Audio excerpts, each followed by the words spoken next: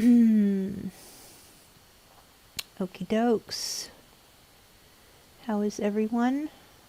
I don't have an opener anymore. You know when I used to do like the openers and stuff?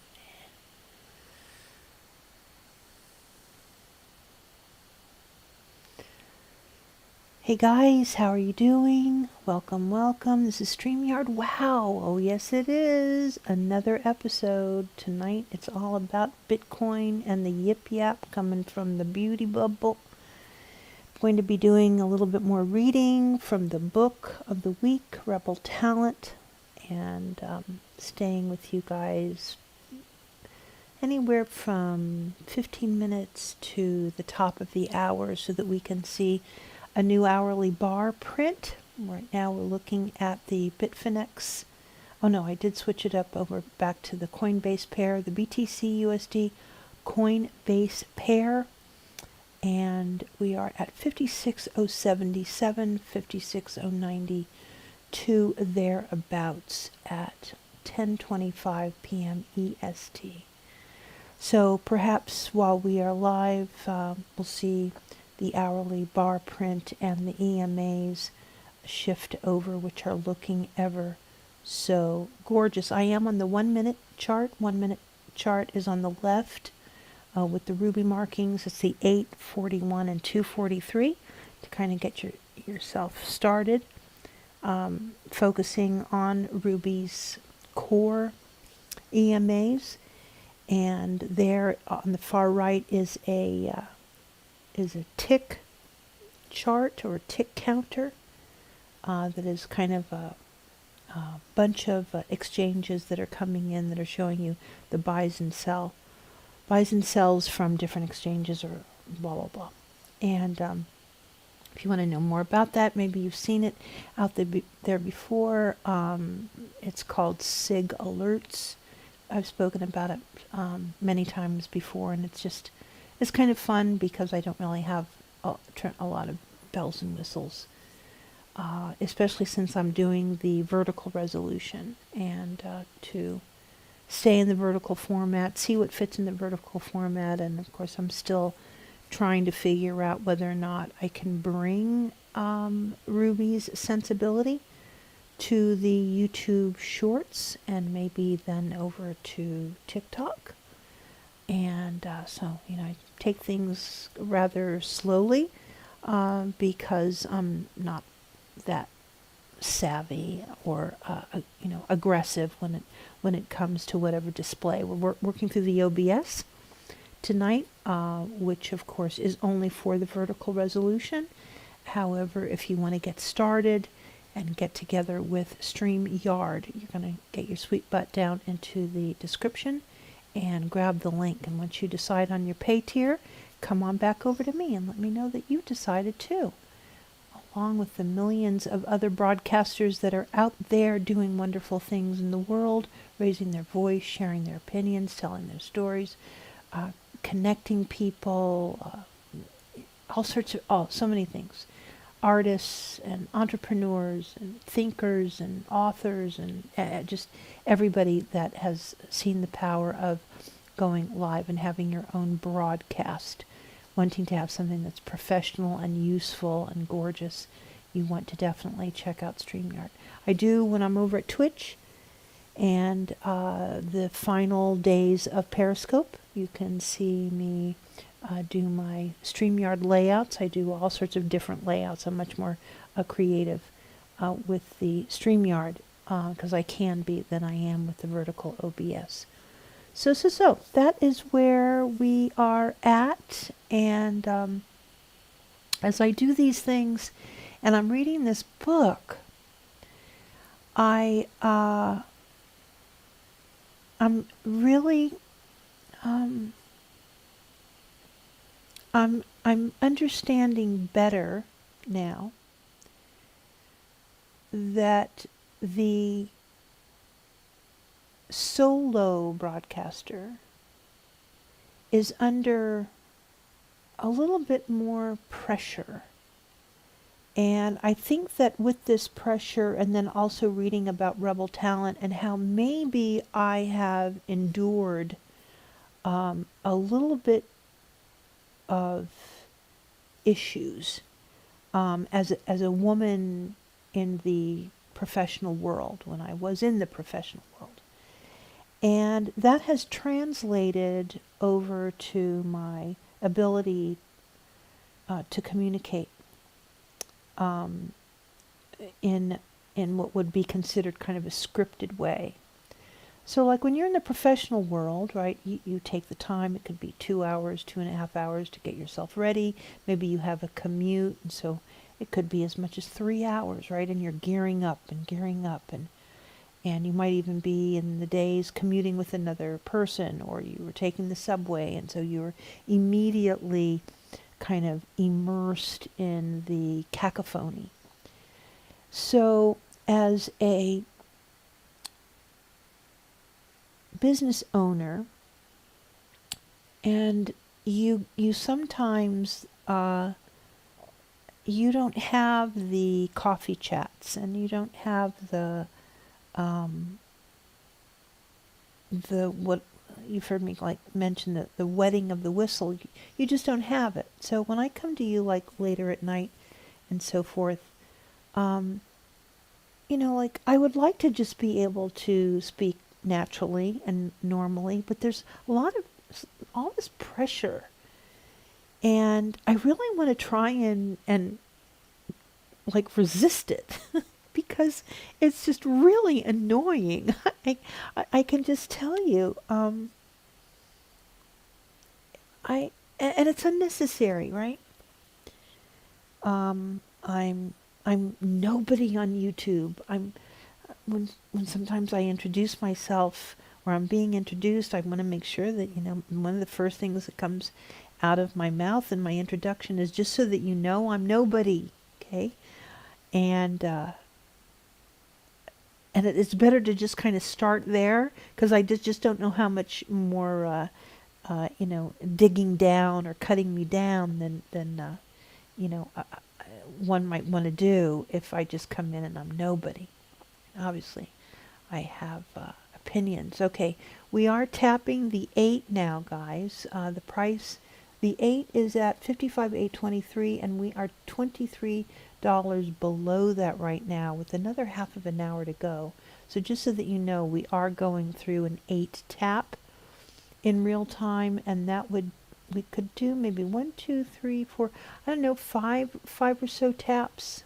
So we'll wait 5 minutes and see if we get 5 taps of the 8, and then we'll bounce off of the 8. We'll see what happens there at 55,817, 816, and the 8 is at 55,823. So that is our number that we have to kind of live through. 55,823, 55,840. So you can see the tap is actually happening live. Okay.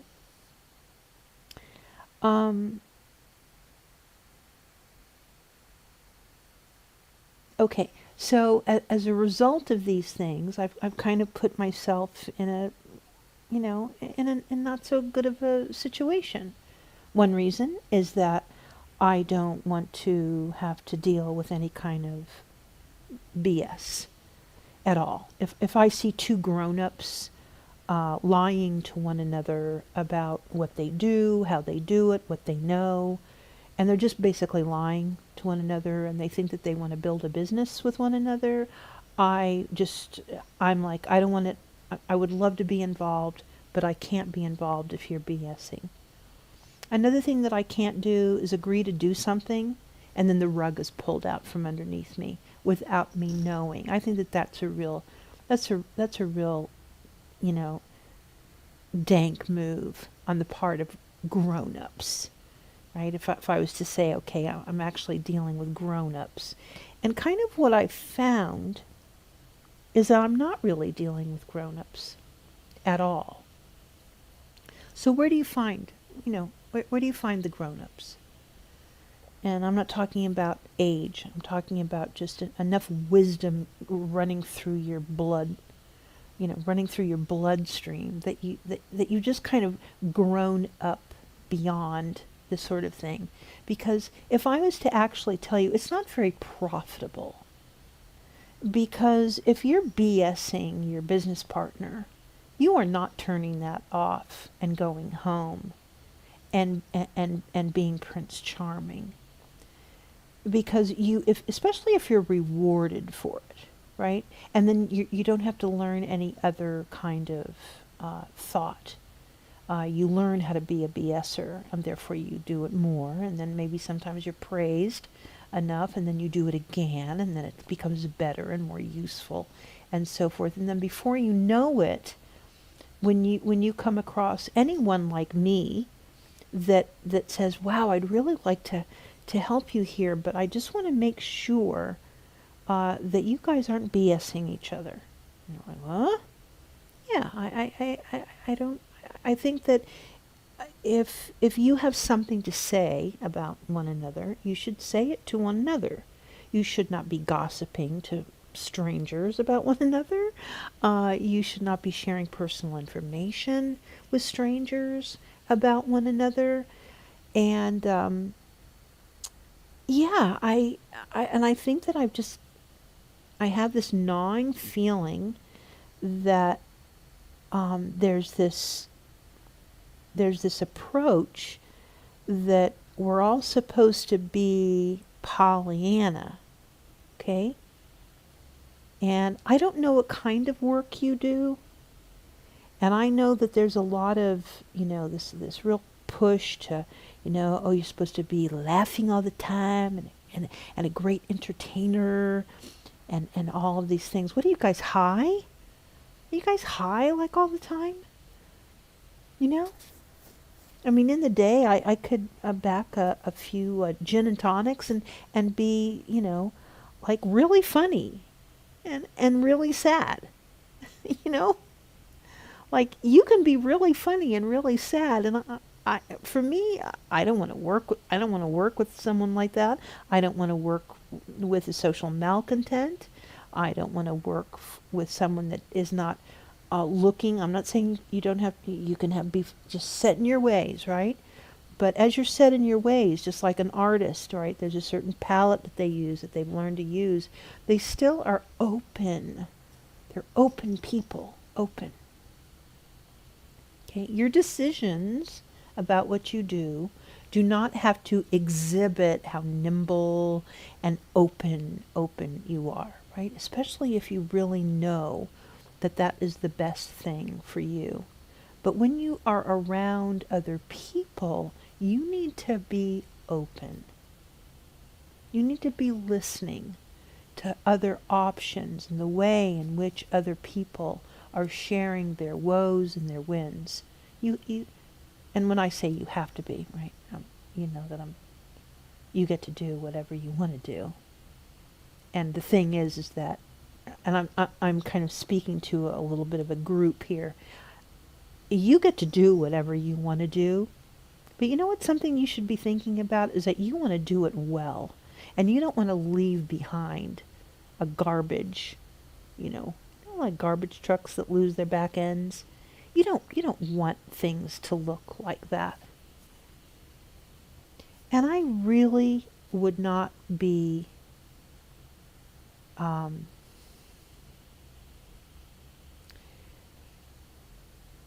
do I want to say this?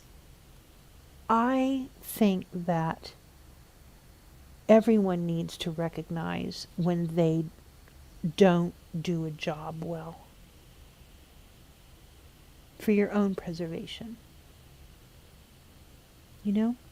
I've been hearing a lot of the gurus on YouTube that are basically saying, if you don't have 10,000 followers by now, let's say you've been on YouTube for a while and you don't have 10,000 followers, you just might as well just get off YouTube.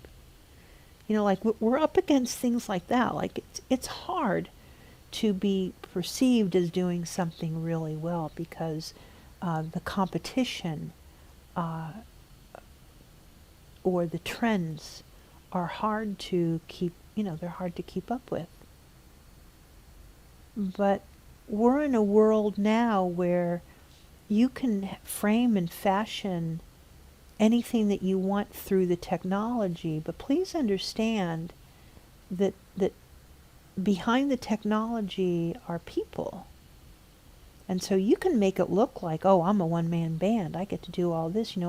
I don't get to, I get to do 99 point, I don't get to do 99.99% of what I would like to do because I do it alone.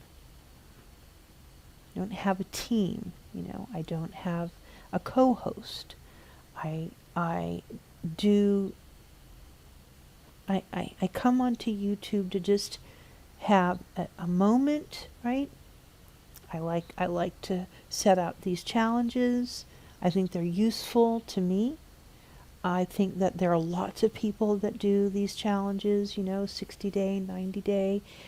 They can be very fulfilling. They can be valuable. You can learn so much about yourself. And, it's not about, like they say, it's not about the view counts. I don't really think that I'm, I will say this, as a shareholder, I can tell the guru that they can just go off, please leave. I have every right to be here in my little corner of YouTube. I have every right to use the technology. I speak highly of the technology. I speak honestly about the technology. There are things that I have sat down and have been very firm about over the years that the technology has advanced to. Only voice is one of them. Just so you guys know, I've had people come out and tell me that, that if you're never going to show your face on YouTube, why are you even using it? Also, all sorts of wild things I've been told. And of course, now we know that the technology catches up with the trends. And the trends right now, we've been building up to this voice only, but the trends are now voice only because it's very efficient voice. Like super efficient. It can be disciplined. It can be wildly artistic. It can be expressive. You can express the words of others. You don't have to have the same crutches, for example, that one uses. And of course, a lot of people use the crutch of being on camera to cover up. They do all sorts of things, right? And under the guise of being entertaining. So here we are, right? All right, at 10:42, we are now priced below the 8 at 55,756. The EMA is at 55,823. So you'll notice if the white bar is underneath the marigold color bar, the light orange bar there, then our price is below the 8 EMA. Remember, it's a fixed 8 on the 60-minute against a 1-minute bar. Okay, let's get to the book. And I want to make sure that the mic is negative 4.9, and then I reduced the volume on my computer. But I wanted to say, I thought that the my headset mic, the quality wasn't as nice for some reason. I don't really know. Just have to get used to it, right? I wear the $15 Pile dual ear mic, and so it's nothing super fancy, but I get to move around and while I'm broadcasting, so it's very convenient to have a headset mic. Pile, P-Y-L-E. Okay, we stopped reading on about page 124, and this is the book Rebel Talent by Francesca Gino, G-I-N-O. The chapter is named Uncomfortable Truths. And we'll just, I don't know exactly where I stopped off, but We'll start here. The consequences of stereotype threat go well beyond poor performance on tests. We can also find ourselves closed off from others, less ambitious, and disengaged from our work, unable to fulfill our potential as leaders, negotiators, entrepreneurs, and competitors. Of course, the consequences hurt not only those who experience the threat, but also their organizations, and a vicious cycle develops. When women experience stereotype threat, their mental energy is taxed as they work to disprove the stereotype, leaving them with less mental energy to perform the task at hand. This creates more stress and lower performance, thus maintaining the underrepresentation of women in the workplace, especially in leadership positions. All of us are part of some group that can be affected by negative perceptions, and we know we may be judged by it. No one is immune to stereotype threat. But here's the good news. Expectations can influence results. This insight has been demonstrated for years through the use of medical placebos. In one study, patients received intravenous injections of morphine over the course of 2 days to reduce the pain created by dental work. On the third day, the same patients received an injection of saline they thought was a powerful painkiller. Patients who received the placebo tolerated the pain much better than what one would normally expect, even from people given morphine. Outside of medicine, the same phenomenon holds. The simple fact of knowing that I'll soon be in a meeting with a potential client working on a joint project with new colleagues or in a class full of executives leads to expectations of how well I think I'll do. The interaction proceeds accordingly. If I expect to do well, I'll feel more comfortable and excited. As a result, I'll not only perform better, but I will also be judged, research shows, as more competent and even wittier. In a similar way, we can shape our expectations about the behavior of others. For instance, when looking over the roster for my executive class, I might tell myself that I expect my students to make particularly clever comments and to do well in even the most challenging exercises. Once my expectations are set, research shows I'll behave differently toward my students in a way that confirms my positive expectations. A story from Greek mythology has inspired much research on the topic of how expectations influence behavior. Pygmalion. According to the story told most vividly in the ancient Roman poet Ovid's Metamorphoses, Pygmalion was a talented sculptor from Cyprus who had become disgusted by local prostitutes and as a result had lost all interest in women.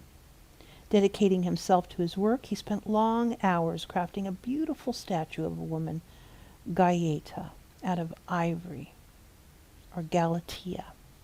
When he finally put his chisel down, he was captivated by the woman he had created.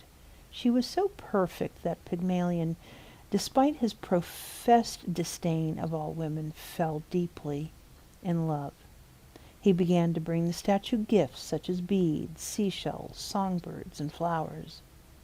Pygmalion prayed to the goddess Aphrodite to bring Galatea, I'll have to look this up, Galatea to life, and she granted his wish. In a sense, though, his expectations were what had brought her to life. The story of Pygmalion has resonated across the centuries in George Bernard Shaw's 1912 play Pygmalion, which was later turned into a 1956 Broadway musical and then into the popular film My Fair Lady. Professor Henry Higgins works hard to transform an uncouth Cockney flower girl named Eliza Doolittle into a refined young lady, becoming besotted with her in the process. Besotted. Psychologists have studied what they call the Pygmalion effect, in which a person's expectations of another person turn into a self-fulfilling prophecy.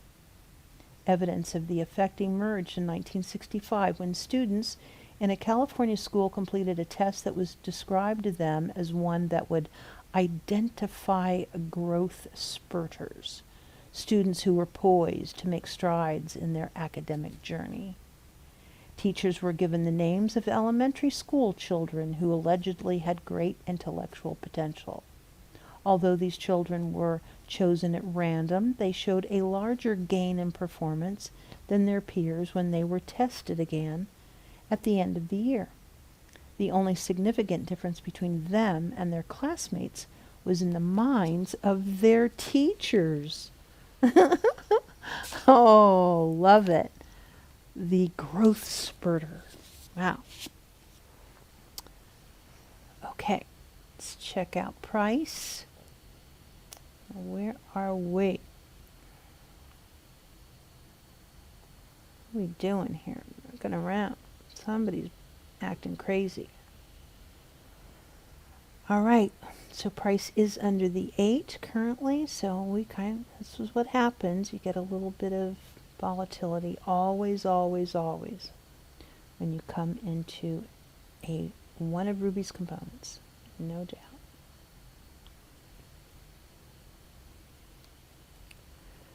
All right then.